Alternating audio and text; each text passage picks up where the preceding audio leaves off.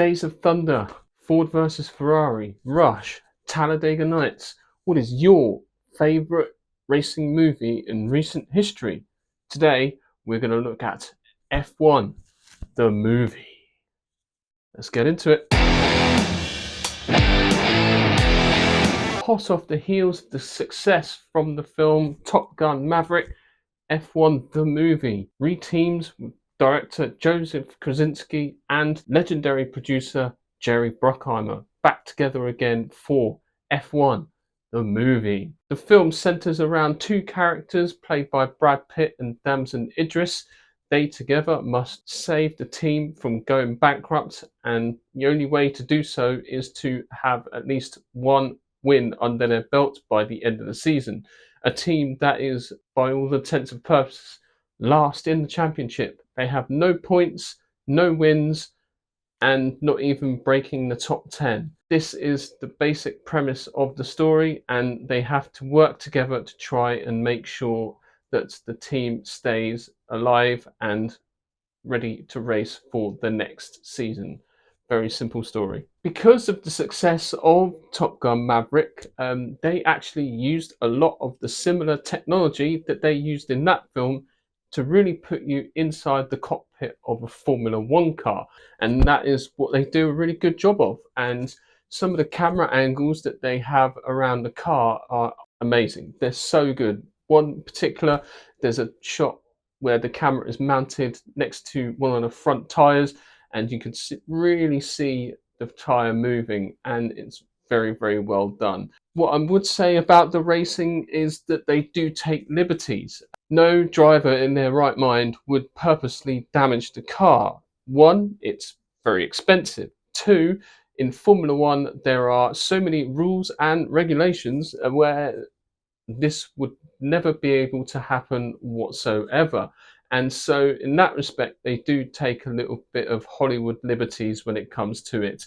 But there is something for everybody in this film, which is the genius thing that they have managed to do. There is something for like the Formula One fans, the diehard fans, know all the technical stuff, like when they go into pit, they say box, box, box. And, they talk about dirty air and how a car struggles when it's behind another car. So there's all sorts of like technical aspects there, which they actually do an accurate job of depicting, which is really, really great. I also found that even if you were just new to the sport, or maybe have watched Drive to Survive a few times, you would really appreciate the film also.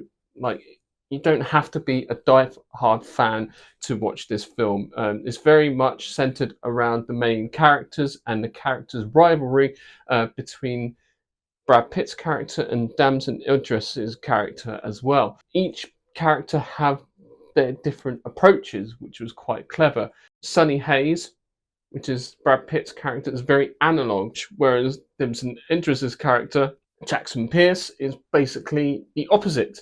And it kind of reminds me of Rocky IV in that respect. There is very much a training montage from, akin to like the 80s and that type of sports trope that you'll see in this film, which I did appreciate. I thought that was very good.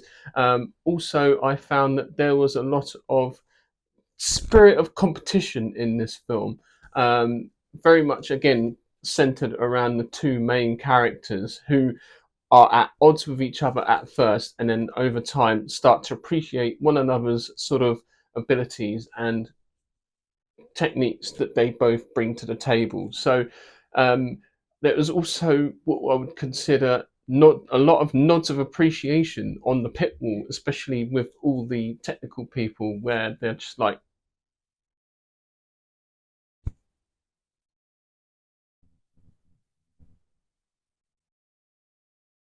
you know what I mean? There is a lot to be, grateful for this film. Like, this film will probably never be made again. They really went above and beyond to try and give you that Formula One experience that never likely going to see again. they were able to shadow and be part of the F1 season throughout last year and the year before, which is completely unheard of. They were filming alongside the Formula One season that was going on at the time, and doing an amazing job at keeping it as accurate as possible, to the point where they have their own pit box, they have their own um, paddock, they have their own mechanics garage with all the bells and whistles that you'll find in a normal race weekend, and it is really something to behold. They do obviously not drive the actual Formula One cars that the actual drivers would use. That would be impossible. But they do a really good thing is where they basically get a Formula 2 car and just dress it up as a Formula 1 car, which is very, very accurate, I must admit. Um, I mean, I would say the cheesiness factor is off the scale. There are many sort of one-liners in there, like if you're losing, you're still winning. Really, and a few others splattered about. After a while, I did catch myself, you know, oh, fuck's sake, really? A lot of those moments within the film, and after a while, I must admit, it did start to get a little bit tiresome when it came to like the cheesiness of it all. Otherwise, generally a pretty decent film.